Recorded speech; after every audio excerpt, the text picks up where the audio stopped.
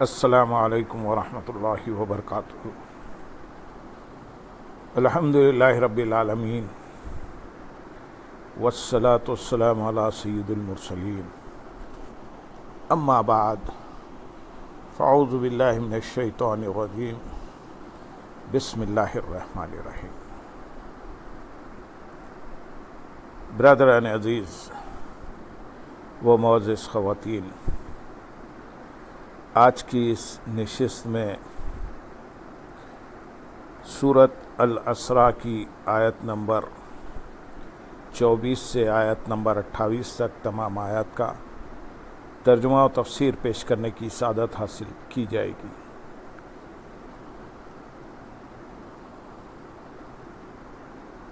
واخفض لهما جناح الذل من الرحمة وقل رب ارحمهما كما ربياني صغيرا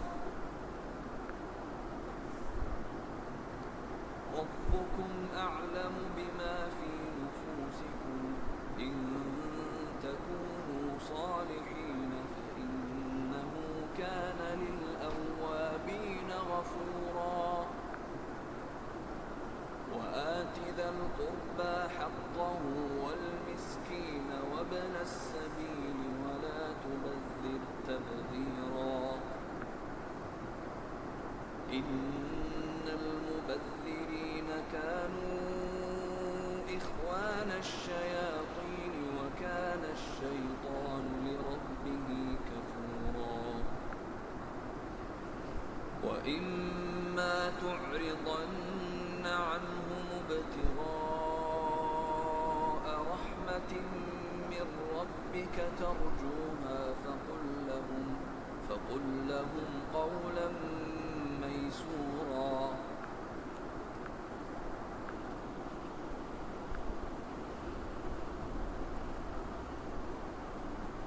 اور ان کے لیے نرم دلی سے عاجزی کا بازو جھکا کر رکھ اور دعا کر کے اے میرے رب تو ان دونوں پر رحم فرما جیسا ان دونوں نے مجھے بچپن میں پالا۔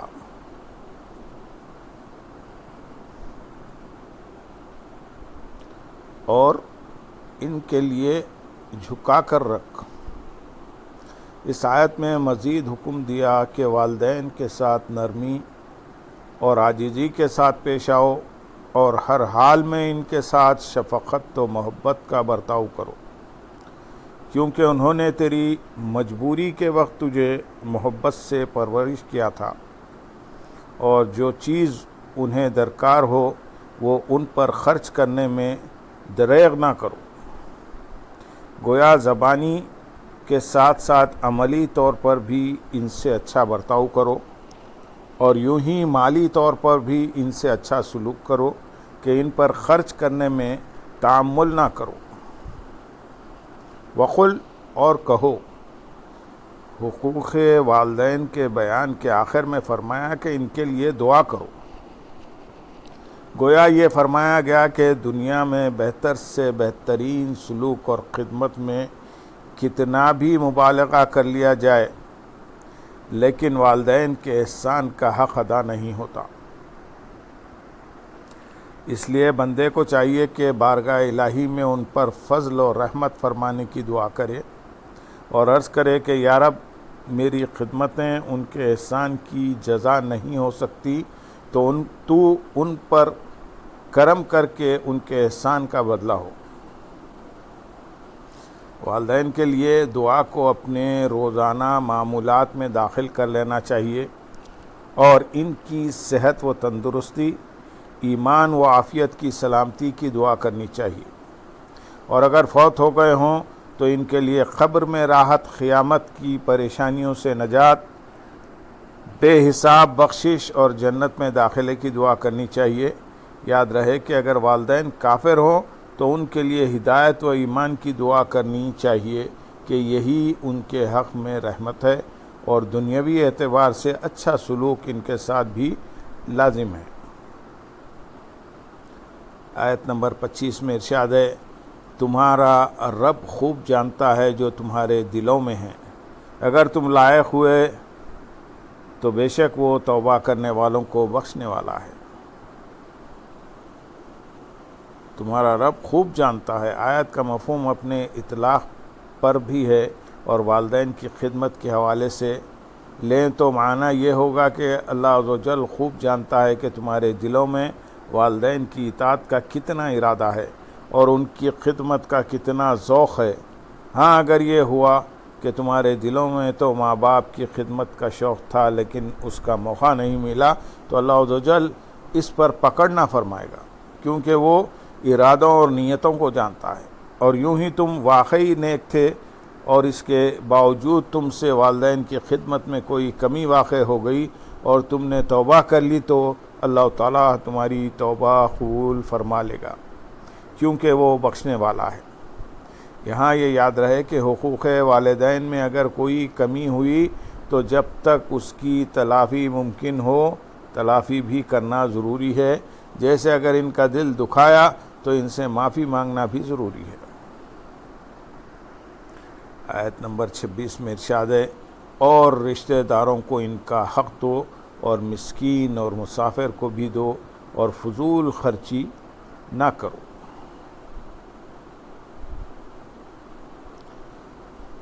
اور رشتہ داروں کو ان کا حق دو، اس آیت میں والدین کے بعد دیگر لوگوں کے حقوق بیان کیے جا رہے ہیں۔ چنانچہ سب سے پہلے رشتہ داروں کا فرمایا کہ انہیں ان کا حق دو، یعنی ان کے ساتھ صلہ رحمی کرو، ان سے محبت سے پیش آؤ، ان سے میل جول رکھو اور ان کی خبر گیری کرتے رہو اور ضرورت کے موقع پر ان کی مدد کرو اور ان کے ساتھ ہر جگہ حسن سلوک سے پیش آؤ۔ رشتہ داروں کا خرچ اٹھانے سے متعلق حکم شرعی یہ ہے کہ اگر رشتہ دار محارم میں سے ہوں اور محتاج ہو جائیں تو ان کا خرچ اٹھانا یہ بھی ان کا حق ہے، اور صاحب استطاعت رشتہ دار پر لازم و واجب ہے۔ یاد رہے کہ رشتہ داروں سے حسن سلوک کا قرآن پاک میں بکثرت حکم دیا گیا ہے، چنانچہ کم از کم 8 مقامات پر اللہ تعالیٰ نے رشتہ داروں سے حسن سلوک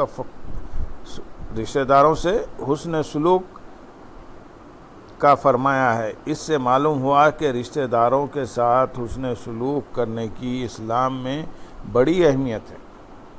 نیز یہاں رشتہ داروں کے بعد مسکینوں اور مسافروں کا حق دینے کا فرمایا کہ ان کا حق دو اور فضول خرچی نہ کرو، یعنی اپنا مال ناجائز کام میں خرچ نہ کرو۔ حضرت عبداللہ بن مسعود رضی اللہ تعالیٰ عنہ سے تبذیر کے متعلق سوال کیا گیا تو آپ نے فرمایا کہ جہاں مال خرچ کرنے کا حق ہے اس کی بجائے کہیں اور خرچ کرنا تبذیر ہے۔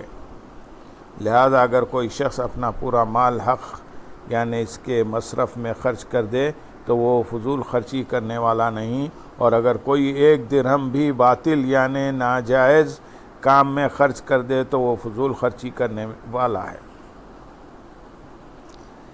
اسراف بلا شبہ ممنوع اور ناجائز ہے، اور علماء اکرام نے اس کی مختلف تعریفات بیان کی ہیں۔ ان میں سے 11 تعریفات یہ ہیں۔ نمبر 1، غیر حق میں صرف کرنا۔ نمبر 2، اللہ تعالیٰ کے حکم کی حد سے بڑھنا۔ نمبر 3، ایسی بات میں خرچ کرنا جو شرع مطہر یا مروت کے خلاف ہو، اول حرام ہے اور ثانی مکروہ تنزیہی۔ نمبر 4، طاعت الہی کے غیر میں صرف کرنا۔ نمبر 5، شرعی حاجت سے زیادہ استعمال کرنا۔ نمبر 6، غیر طاعت میں یا بلا حاجت خرچ کرنا۔ نمبر 7، دینے میں حق کی حد سے کمی یا زیادتی کرنا۔ نمبر 8، ذلیل غرض میں کثیر مال خرچ کر دینا۔ نمبر 9، حرام میں سے کچھ یا حلال کو اعتدال سے زیادہ کھانا۔ نمبر 10، لائق و پسندیدہ بات میں لائق مقدار سے زیادہ صرف کر دینا۔ نمبر 11، بے فائدہ خرچ کرنا۔ حضرت احمد رضا خان رحمۃ اللہ علیہ ان تعریفات کو ذکر کرنے اور ان کی تحقیق و تفصیل بیان کرنے کے بعد فرماتے ہیں، ہمارے کلام کا ناظر خیال کر سکتا ہے کہ ان تمام تعریفات میں سب سے جامع و معنی و واضح تر تعریف اول ہے، اور کیوں نہ ہو کہ یہ اس عبداللہ کی تعریف ہے جسے رسول اللہ صلی اللہ علیہ وسلم کی گٹھری فرماتے، اور جو خلفائے اربعہ رضی اللہ تعالیٰ عنہ کے بعد تمام جہان سے علم میں زائد ہے، اور جو ابو حنیفہ جیسے امام الائمہ کا موروث علم ہے رضی اللہ تعالیٰ عنہ و اجمعین۔ حضرت امام احمد رضا خان رحمۃ اللہ علیہ نے تبذیر اور اسراف میں فرق سے متعلق جو کلام ذکر فرمایا، اس کا خلاصہ یہ ہے کہ تبذیر کے بارے میں علماء کرام کے دو قول ہیں۔ ایک، تبذیر اور اسراف دونوں کے معنی ناحق صرف کرنا ہے۔ یہی صحیح ہے کہ یہی قول حضرت عبداللہ بن مسعود اور حضرت عبداللہ بن عباس اور عام صحابہ کرام رضی اللہ تعالیٰ عنہ کا ہے۔ نمبر دو، تبذیر اور اسراف میں فرق ہے۔ تبذیر خاص گناہوں میں مال برباد کرنے کا نام ہے۔ اس صورت میں اسراف تبذیر سے عام ہوگا کہ ناحق صرف کرنا عبث میں صرف کرنے کو بھی شامل ہے، اور عبث مطلقاً گناہ نہیں، تو چونکہ اسراف ناجائز ہے اس لیے یہ خرچ کرنا معصیت ہوگا، مگر جس میں خرچ کیا وہ خود معصیت نہ تھا، اور عبارت کا ظاہر یہی ہے کہ وہ کام خود ہی معصیت ہو۔ خلاصہ یہ ہے کہ تبذیر کے مقصود اور حکم دونوں معصیت ہیں، اور اسراف کو صرف حکم میں معصیت لازم ہے۔ آیت نمبر 27 میں ارشاد ہے، بے شک فضول خرچی کرنے والے شیطانوں کے بھائی ہیں، اور شیطان اپنے رب کا بڑا ناشکرا ہے۔ اس سے پہلی آیت میں اللہ تعالیٰ نے ارشاد فرمایا کہ فضول خرچی نہ کرو، جبکہ اس آیت میں فرمایا کہ بے شک فضول خرچی کرنے والے شیطانوں کے بھائی ہیں، کیونکہ یہ ان کے راستے پر چلتے ہیں، اور چونکہ شیطان اپنے رب کا بڑا ناشکرا ہے، لہذا اس کا راستہ اختیار نہیں کرنا چاہیے۔ آیت نمبر 28 میں ارشاد ہے، اور اگر تم اپنے رب کی رحمت کے انتظار میں جس کی تجھے امید ہے ان سے منہ پھیرو تو ان سے آسان بات کہو، اور اگر تم ان سے منہ پھیرو۔ اس سے اوپر والی آیت میں رشتہ داروں، مسکینوں اور مسافروں کا بیان ہوا تھا، اور اس آیت میں فرمایا کہ اگر کسی وقت تمہارے پاس فوری دینے کو کچھ نہ ہو تو ان سے آسان بات کہو، جیسے ان کی خوش دلی کے لیے ان سے وعدہ کر لو یا ان کے حق میں دعا کر دو۔ اس آیت کا شان نزول یہ ہے کہ حضرت بلال، حضرت صہیب، حضرت سالم، حضرت خباب اور ان کے علاوہ چند صحابہ کرام رضی اللہ تعالیٰ عنہ وقتاً فوقتاً رسول اللہ صلی اللہ علیہ وسلم سے اپنی حاجات و ضروریات کے لیے سوال کرتے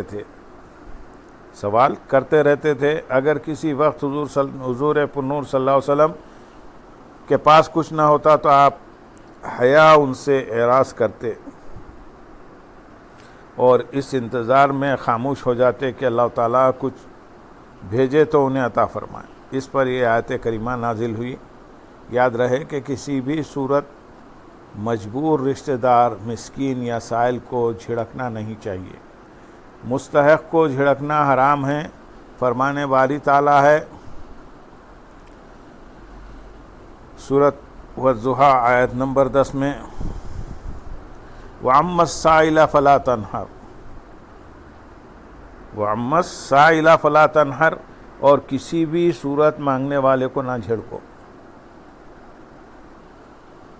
البتہ جو غیر مستحق ہے اسے نہ دینے کا حکم ہے۔ چنانچہ فتوی رضویہ میں ہے کہ گدائی کی تین قسم ہیں۔ ایک غنی مالدار، جیسے اکثر جوگی اور سادھو بچے، انہیں سوال کرنا حرام اور انہیں دینا حرام، اور ان کے دیے سے زکوٰۃ ادا نہیں ہو سکتی، فرض سر پر باقی رہے گا۔ دوسرے وہ کہ واقع میں فقیر ہیں، قدر نصاب کے مالک نہیں، مگر قوی و تندرست، کسب پر قادر ہیں۔ اور سوال کسی ایسی ضرورت کے لیے نہیں جو ان کے کسب سے باہر ہو۔ کوئی حرفت یا مزدوری نہیں کی جاتی، مفت کا کھانا کھانے کے عادی ہیں اور اس کے لیے بھیک مانگتے پھرتے ہیں۔ انہیں سوال کرنا حرام، اور جو کچھ انہیں اس سے ملے وہ ان کے حق میں خبیث، انہیں بھیک دینا منع ہے کہ معصیت پر اعانت ہے۔ لوگ اگر نہ دیں تو مجبور ہو کچھ محنت مزدوری کریں، مگر ان کے دیے سے زکوٰۃ ادا ہو جائے گی، جبکہ اور کوئی معنی شرعی نہ ہو کہ فقیر ہیں۔ تیسرے، وہ عاجز ناتوان کے نہ مال رکھتے ہیں، نہ کسب پر قدرت، یا جتنے کی حاجت ہے اتنا کمانے پر قادر نہیں۔ انہیں بقدر حاجت سوال حلال، اور اس سے جو کچھ ملے ان کے لیے طیب، اور یہ عمدہ مصارف زکوٰۃ سے ہیں، اور انہیں دینا باعث اجر عظیم یہی ہے وہ جنہیں جھڑکنا حرام ہے۔ اللہم صلی علی سیدنا محمد وعلی آل سیدنا محمد وبارک وسلم، وآخر دعوانا ان الحمد للہ رب العالمین۔